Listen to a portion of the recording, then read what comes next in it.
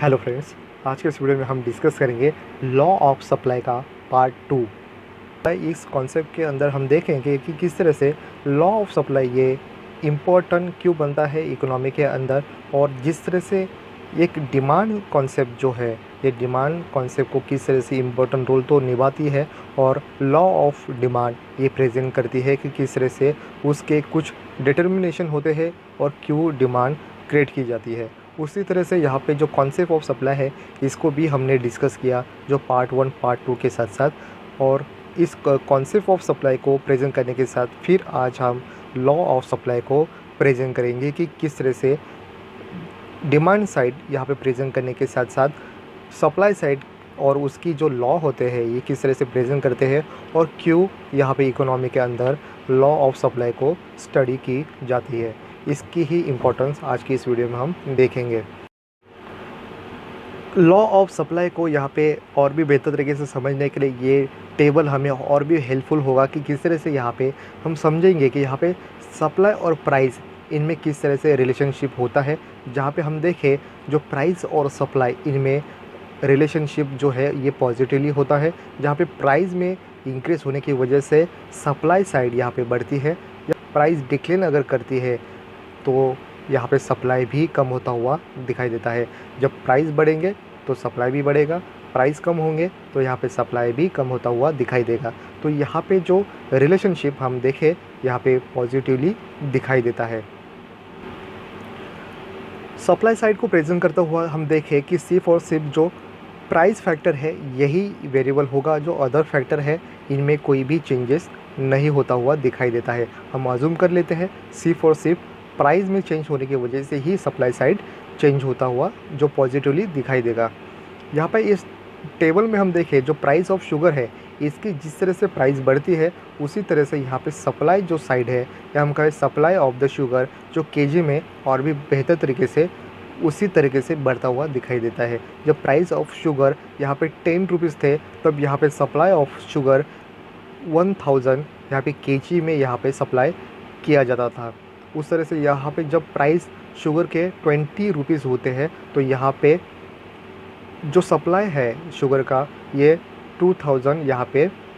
KG में यहाँ पे करता हुआ दिखाई देता है। जब प्राइस और भी बढ़ते हैं यहाँ पे 30 रुपीज़ होते हैं तो यहाँ पे शुगर की सप्लाई यहाँ पे 3000 होती हुई दिखाई देती है। और भी जिस तरह से प्राइस बढ़ेंगे, प्राइस 40 होती है तो 40 के साथ साथ सप्लाई ऑफ द शुगर यहाँ पे 4000 होती हुई दिखाई देती है। प्राइस और बढ़ेंगे, प्राइस 50 होती है तो उसी तरह से यहाँ पे सप्लाई ऑफ शुगर यहाँ पे 4000 से यहाँ पे 5000 होती हुई दिखाई देते हैं।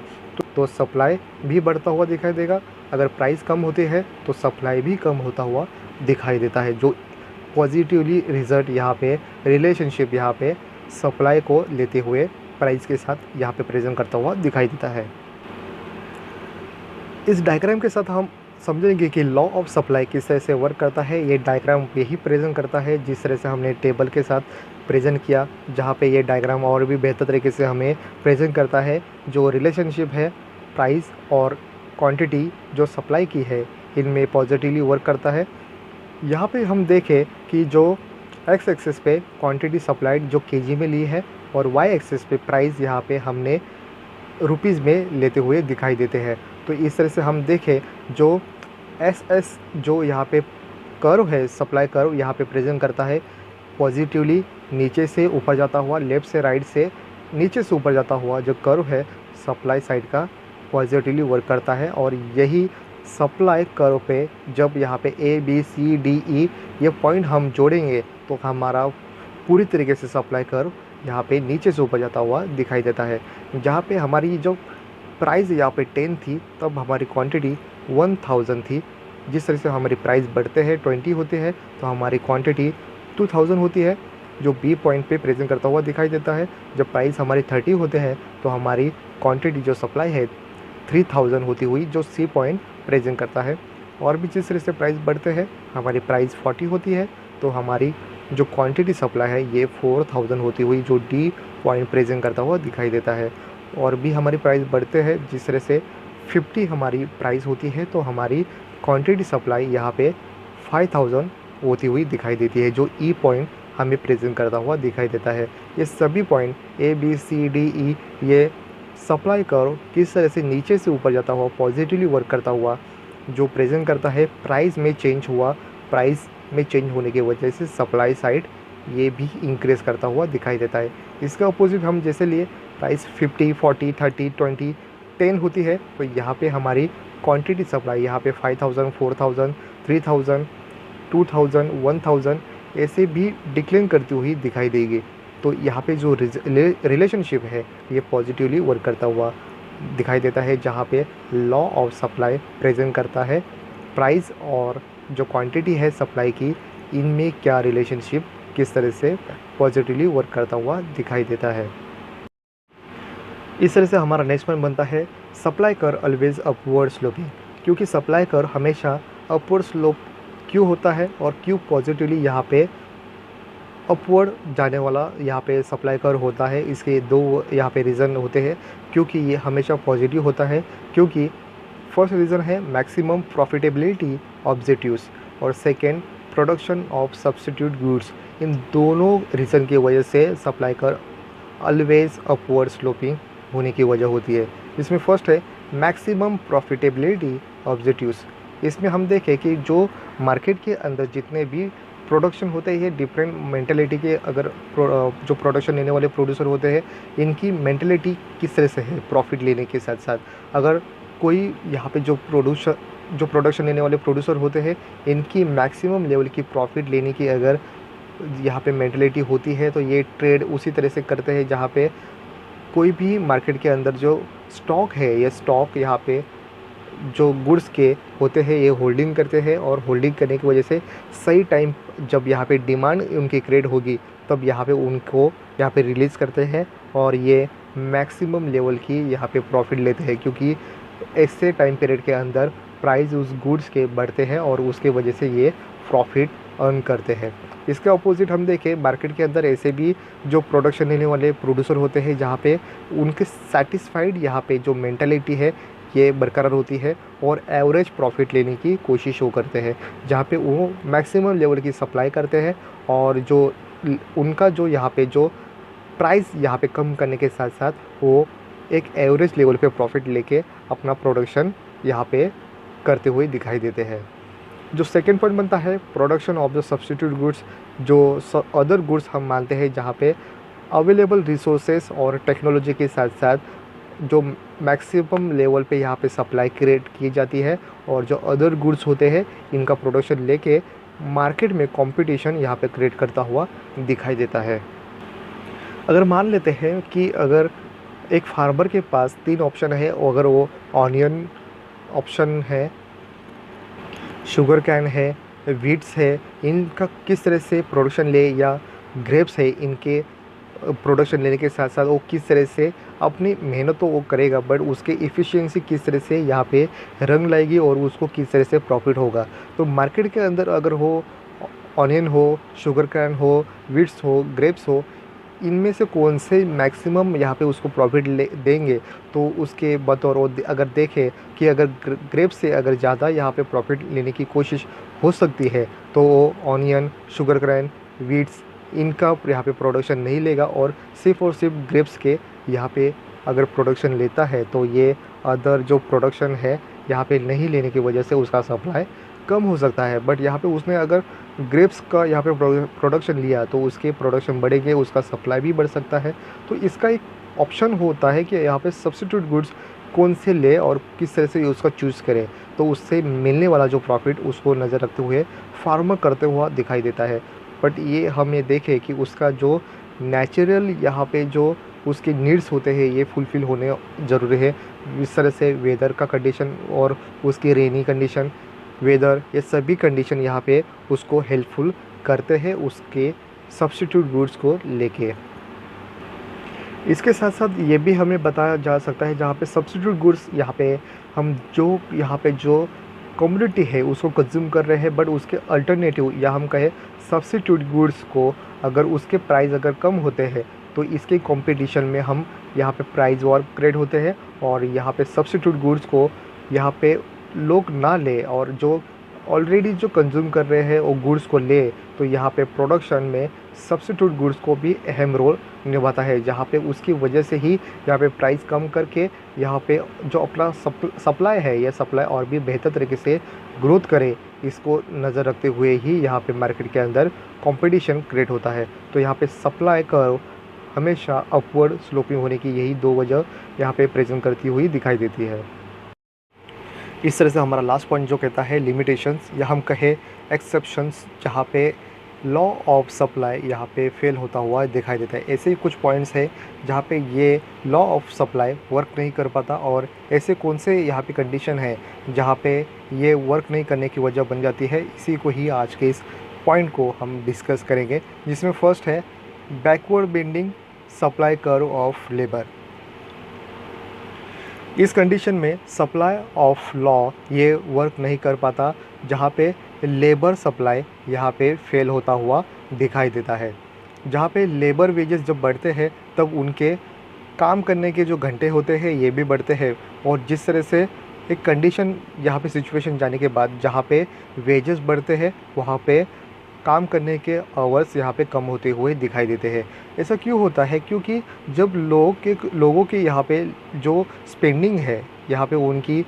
जब यहाँ पे वेजेस बढ़ते हैं तब वो अपना मैक्सिमम टाइम यहाँ पे happiness, laser times, picnic, outdoor जाने की यहाँ पे कोशिश करते हैं, क्योंकि उनकी वेजेस यहाँ पे ज़्यादा है और उनके जो कई यहाँ पे जो सिचुएशन है हैप्पीनेस स्पेंड करने के, वो इस ज़रिए से अपना टाइम स्पेंड करते हैं।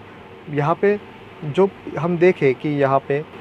जब लोगों के पास जब काम नहीं होता है तो वो ज़्यादा घंटे काम करके अपना वेजेस बढ़ाने की कोशिश करते हैं, और जिस तरह से यहाँ पे वेजेस बढ़ते हैं उसी अपोजिट यहाँ पे लेबर्स जो सप्लाई है ये कम होता हुआ दिखाई देता है। या हम कहें वेजेस बढ़ते हैं तब लोगों की लेबर की यहाँ पे आवर घंटे काम करने की कैपेसिटी कम होती हुई दिखाई देती है। जब लोगों की यहाँ पे वेजेस कम होती है तो उसके सपोर्ट में उसके फैमिली के सभी मेंबर, उसकी वाइफ हो, उसके बच्चे हो, ये सभी उसको सपोर्ट करते हुए दिखाई देते हैं। बट इसके अपोजिट जब वेजेस बढ़ते हैं तो ये वेजेस बढ़ने की वजह से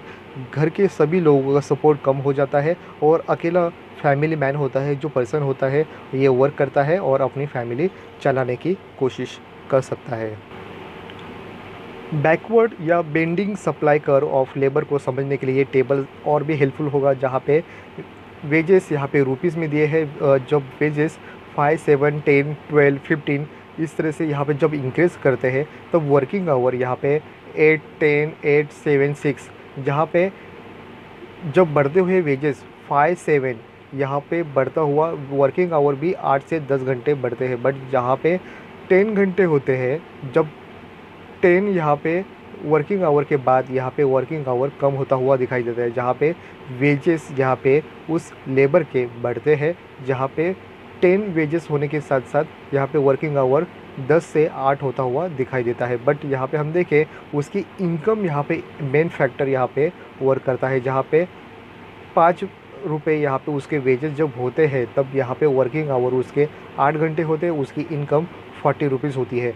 जहाँ पे उसकी वेजेस 7 होते हैं, वर्किंग आवर उसके 10 होते हैं और इनकम उसकी 70 होती है। बट इसके बाद अपोजिट यहाँ पे जो लेबर कर्व है यहाँ पे बेंडिंग होता हुआ दिखाई देता है, जहाँ पे वेजेस यहाँ पे जब बढ़ेंगे 10 होते हैं तो वर्किंग आवर उसके 8 घंटे होते हैं और इनकम उसकी 80 होती है। और भी इसी तरह से जो बैकवर्ड जाता हुआ जो कर्व है ये हमें दिखाई देगा लेबर वर्क का, जहाँ पे वेजेस जब 12 होते हैं तो वर्किंग आवर उसके 7 घंटे होते हैं और इनकम उसकी 84 रुपीज़ होती हुई दिखाई देती है। और भी इसी तरह से वेजेस और भी बढ़ेंगे तो उसकी वर्किंग आवर 6 घंटे होते हुए और वेजेस 15 होती हुई और इनकम 90 होती हुई दिखाई देती है। बैकवर्ड बेंडिंग या सप्लाई कर्व ऑफ लेबर को समझने के लिए ये डायग्राम और भी हमें हेल्प करेगा, जिससे हम देखें जब यहाँ पे लॉ ऑफ सप्लाई पे यहाँ पे supply curve of labour work नहीं कर पाता, ये फेल होता हुआ दिखाई देता है। इस डायग्राम में जब यहाँ पे LS ये यहाँ पे सप्लाई कर्व ऑफ लेबर को प्रेजेंट करता हुआ दिखाई देता है, जो यू टर्न करता हुआ दिखाई देता है। जब यहाँ पे X एक्सेस पे हम लेते हैं वर्किंग आवर और Y एक्सेस पे लेते हैं वेज रेट, जहाँ पे हमारा वेज रेट जब यहाँ पे OW होता है तब हमारा वर्किंग आवर L0 होता हुआ दिखाई देता है, जो पॉइंट यहाँ पे S को प्रेजेंट करता हुआ दिखाई देता है, जो हमारा सप्लाई कर्व ऑफ लेबर पे S पॉइंट प्रेजेंट करता हुआ दिखाई देता है। जिस तरह से ऐसी कंडीशन में जब यहाँ पे वेजेस कम है तो उसकी फैमिली के मेंबर भी उसे हेल्प करते हैं, उसकी इनकम इंक्रीज़ करते हुए दिखाई देते हैं। जहाँ पे हम देखें तो इसकी इंक्रीज़ होता हुआ L1, यहाँ पे वर्किंग आवर L1 जाता हुआ L1 तक जाता है, तब यहाँ पे उसकी वेजेस यहाँ पे OW1 होता हुआ दिखाई देता है। तो इसी के साथ जब सप्लाई कर्व ऑफ लेबर यहाँ पे T पॉइंट को प्रेजेंट करता हुआ दिखाई देता है, इस तरह से हम जिस तरह से यहाँ पे इनकम बढ़ती है उसी तरह से वर्किंग आवर के साथ साथ वेज रेट भी बढ़ता है। बट T पॉइंट के बाद यहाँ पे सिचुएशन अब यहाँ पे बेंडिंग या बैकवर्ड होता हुआ कर्व जो सप्लाई कर्व ऑफ लेबर दिखाई देता है, T पॉइंट के साथ T से U तक जाता हुआ या उससे भी आगे जाता हुआ कर्व यहाँ पे टर्न लेता हुआ बैकवर्ड कंडीशन में जाता हुआ दिखाई देता है।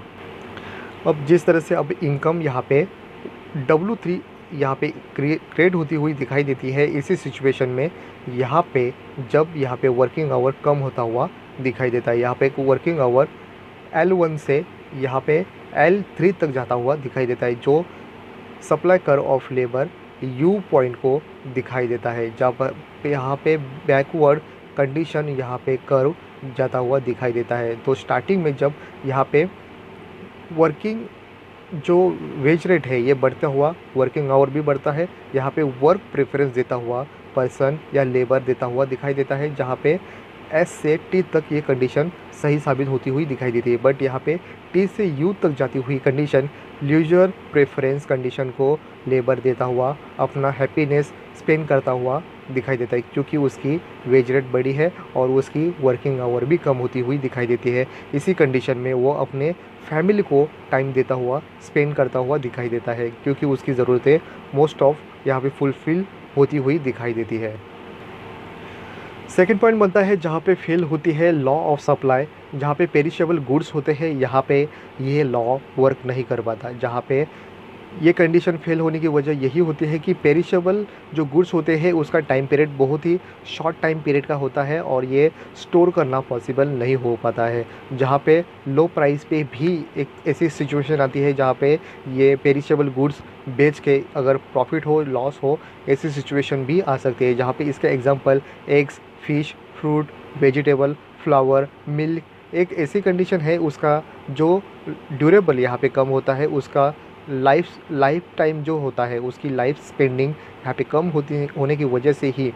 यहाँ पे उसका टाइम लेस होने की वजह से ही यहाँ पे पेरिशेबल गुड्स एक पर्टिकुलर टाइम पीरियड के अंदर ही ये यूज़ कर पाएंगे। अगर ये टाइम पीरियड के बाद यूज़ करेंगे तो उसका साइड इफ़ेक्ट हो सकता है। तो ये पेरिशेबल गुड्स जो होते हैं उसकी जो प्राइस है और ये जो सप्लाई उसकी होते हैं, इनमें इनवर्स रिलेशनशिप दिखाई देता है, जहाँ पे सप्लाई और प्राइस इनमें रिलेशनशिप यहाँ पे हम जब देखते हैं तो पॉजिटिव दिखाई देता है। बट पेरिशेबल गुड्स और उसकी जो प्राइस होती है और जो सप्लाई होता है ये सेम होता है। इन हम कहें कि जहाँ पे उसका जो स्टॉक होता है, पेरिशेबल गुड्स का जो स्टॉक होता है और सप्लाई ये एक ही माना जाता है। जितना यहाँ पे उसका स्टॉक होगा उतना ही उसका सप्लाई होता हुआ दिखाई देता है। तो यहाँ पे लॉ ऑफ सप्लाई यहाँ पे पेरिशेबल गुड्स में फेल होता हुआ दिखाई देता है। थर्ड पॉइंट बनता है एग्रीकल्चर प्रोडक्ट। एग्रीकल्चर प्रोडक्ट में यहाँ पे जो लॉ ऑफ सप्लाई है ये फेल होता हुआ दिखाई देता है, क्योंकि एग्रीकल्चर प्रोडक्ट यहाँ पे लैंड और नेचर से हेल्प से यहाँ पे प्रोडक्शन लिए जाते हैं। एग्जांपल के लिए अगर डिमांड अगर बढ़ती है ऑनियन की तो सप्लाई ये पॉसिबल नहीं होता है उसी तरह से इंक्रीज़ करने का, क्योंकि ऑनियन को यहाँ पे टेकन लिया जाता है जो उसका टाइम, उसके साथ साथ वो लैंड कितनी फर्टिलाइज होती है, वेदर कंडीशन किस तरह से है, रेनी सीज़न किस तरह से पॉजिटिवली होगा, ये सब प्रेजेंट करता है प्रोडक्शन लेने के लिए। क्योंकि जब डिमांड बढ़ेगी तो उसी तरह से यहाँ पे ऑनियन की इंस्टेंट मशीनरी के साथ साथ यहाँ पे प्रोडक्शन नहीं लिया जाता है। उसका एक टाइम पीरियड होता है प्रोडक्शन लेने का, उसका कल्टीवेशन किया जाता है और इसी तरह से यहाँ पे ऑनियन की जब डिमांड बढ़ेगी तो यह हम कहें कि यहाँ पे उसका सप्लाई उसी तरह से पॉसिबल नहीं होता है। यह कहे प्राइस ऑनियन की बढ़ेगी तो उसका सप्लाई इंस्टेंटली यहाँ पे नहीं कर पाएंगे, वो एक टाइम पीरियड के बाद ही ये ऑनियन प्रोडक्शन लिया जा सकता है। तो यहाँ पे जिस तरह से प्राइस बढ़ेगी तो वहाँ पे सप्लाई नहीं बढ़ता है। ये एग्रीकल्चर प्रोडक्ट के साथ लॉ ऑफ सप्लाई फेल होता हुआ दिखाई देता है। इस तरह से नेक्स्ट पॉइंट बनता है handicraft goods and antique goods. Handicrafts goods और एंटीक गुड्स के बारे में लॉ ऑफ सप्लाई फेल होता है, क्योंकि हैंडीक्राफ्ट जो गुड्स होते हैं ये ऑयल पेंटिंग, चंदन के गुड्स होते हैं, मूर्ति होते हैं, या हमको रियरली यहाँ पे जो ज्वेलरी होती है, ओल्ड फोटोग्राफी है, इनकी यहाँ पे जो प्रोडक्शन अगर बढ़ाने के लिए एक टाइम पीरियड में ही यहाँ पे वर्क कर पाएगा, क्योंकि जिस तरह से डिमांड बढ़ेगी या हम कहें कि प्राइस अगर इनकी बढ़ती है तो इस तरह से उनका प्रोडक्शन या सप्लाई बढ़ा नहीं सकते हैं, क्योंकि ये बनने के लिए एक टाइम पीरियड लगता है। अगर मूर्ति बनानी है तो एक पर्टिकुलर टाइम पीरियड के बाद ही ये बन सकती है। ऑयल पेंटिंग करना है तो ये एक टाइम पीरियड में ही ये कंप्लीट हो सकती है। मशीन में डाल के ये प्रोडक्शन नहीं लिया जा सकता। तो ये हैंड क्राफ्ट से बना हुआ गया हुआ ये एंटीक गुड्स होते हैं। जिस तरह से एंटीक गुड्स ये भी रेयरली यहाँ पे माने जाते हैं जहाँ पे उसकी कॉपी नहीं की जा सकती। एग्जांपल पिक्चर्स हो, बुक्स हो, कॉइन्स हो, ब्रिटिश क्वींस की जो डॉलर होते हैं, या हम कहें कि जिस तरह से शेक्सपियर्स के साइन वाला जो यहाँ पे बुक्स होते हैं, उसी तरह से यहाँ पे हैंड राइट करते हुए बुक्स, ये सभी का प्रोडक्शन यहाँ पे इंस्टेंटली नहीं लिया जा सकता। एक टाइम पीरियड के बाद ही, या हम कहें उसको रेयरली हम यहाँ पे कलेक्ट कर पाते हैं। तो इनका अगर डिमांड बढ़ेगा तो इसके यहाँ पे प्रोडक्शन या सप्लाई नहीं बढ़ा सकते हम। तो इसके वजह से ही लॉ ऑफ सप्लाई यहाँ पे फेल होता हुआ दिखाई देता है। नेक्स्ट पॉइंट बनता है exceptions about the future price, जहाँ पे अज्यूम किया गया था अजम्पशन पे यहाँ पे कि फ्यूचर में होने वाले प्राइस यहाँ पे कांस्टेंट माने जाते हैं, बट ऐसा नहीं होता है, क्योंकि इस कंडीशन में यहाँ पे लॉ ऑफ सप्लाई यहाँ पे फेल होता हुआ दिखाई देता है। क्योंकि प्रोडक्शन यहाँ पे ऑब्जेक्टिव, यहाँ पे जो प्रोड्यूसर होते हैं उनके ऑब्जेक्टिव यहाँ पे मैक्सिमम लेवल के प्रॉफिट लेने के होते हैं, और इसकी वजह से ही ये कुछ यहाँ पे स्टॉक यहाँ पे होल्ड करते हैं। और अपना जब डिमांड बढ़ती है, ये डिमांड बढ़ने के साथ साथ यहाँ पे स्टोरेज जो स्टॉक है इसका शॉर्टेज होने की वजह से ही यहाँ पे डिमांड बढ़ती है, और ऐसे टाइम पीरियड के अंदर वो सप्लाई बाहर निकालने के साथ साथ वो हाई प्राइस पे बेच के अपना प्रॉफिट ले लेते हैं। बट हम देखें कि फ्यूचर में होने वाले प्राइस इंक्रीज होने की वजह से यहाँ पे जो लॉ ऑफ सप्लाई है ये फेल होता हुआ दिखाई देता है, क्योंकि अज्यूम किया गया था कि फ्यूचर के होने वाले प्राइस इंक्रीज में ये कांस्टेंट होता है, पर ये रियलिस्टिक नहीं लगता। जो प्राइस और सप्लाई जो होते हैं इनका जो रिलेशनशिप है ये सही साबित नहीं होता हुआ इस कंडीशन में फेल होता हुआ दिखाई देता है। नेक्स्ट पॉइंट बनता है rate of interest and saving position. इस कंडीशन में अगर इंटरेस्ट रेट बढ़ता है तो यहाँ पे प्रोडक्शन कॉस्ट भी बढ़ सकता है, और इंटरेस्ट बढ़ता है तो लोग सेविंग के लिए यहाँ पे फोकस करते हुए दिखाई देंगे, और लोगों की सेविंग बढ़ती है। और इसकी वजह से ही अगर अपोजिट हम देखें कि अगर इंटरेस्ट रेट अगर कम होता है तो प्रोडक्शन कॉस्ट कम हो सकता है, बट ये लॉ ऑफ सप्लाई यहाँ पे इस कंडीशन में फेल होता हुआ दिखाई दे सकता है, क्योंकि उसके जिस तरह से डिमांड यहाँ पे बढ़ती हुई उसको फुलफ़िल करने के लिए यहाँ पे सप्लाई साइड बढ़ाई जा सकती है, बट यहाँ पे ऐसी कंडीशन यहाँ पे प्रोडक्शन नहीं लिया जा सकता, जिस तरह से यहाँ पे सप्लाई साइड बढ़ने के साथ साथ जो डिमांड है उसको फुलफ़िल करने के लिए ये इस कंडीशन में यहाँ पे लॉ ऑफ सप्लाई फेल होता हुआ दिखाई देता है। नेक्स्ट पॉइंट बनता है ऑक्शनर्स। ऐसी कंडीशन में भी यहाँ पे दिखाई देंगे जहाँ पे एक कोई प्रोड्यूसर होता है, जहाँ पे उसको ऐसी नीड्स उसकी फुलफ़िल करने के लिए उसको अपने यहाँ पे लीलाव करना पड़ता है गुड्स को।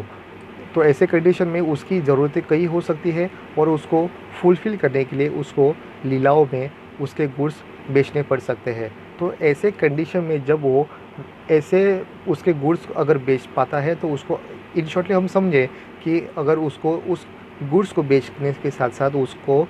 अच्छा खासा यहाँ पे जो बेनिफिट प्रॉफिट होता है, तो ये ज़रूरी नहीं होता है कि हर टाइम के लिए अपनी कंडीशन के लिए वो वही करे, लीलाओं में अपने कई गुड्स बेचे। तो ये लॉस भी हो सकता है या ये फेल भी हो सकता है। तो ये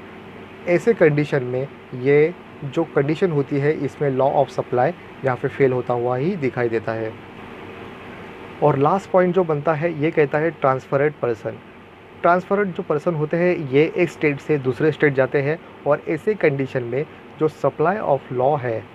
जो लॉ ऑफ सप्लाई है, ये फेल होता ही दिखाई देता है, क्योंकि ट्रांसफरर पर्सन ये इस कंडीशन में ये लॉ नहीं होगा, क्योंकि यहाँ पे इसी कंडीशन में उसके पास जो जितने भी सामान होते हैं ये सामान वो अपने साथ एक स्टेट से दूसरे स्टेट इजीली कैरी नहीं कर पाता है। तो कैरी नहीं करने की वजह से ही ये अपने जो सामान होते हैं ये सेल करने के लिए जो अपने ऑलरेडी स्टेट जहाँ पे लोकल कंडीशन में ये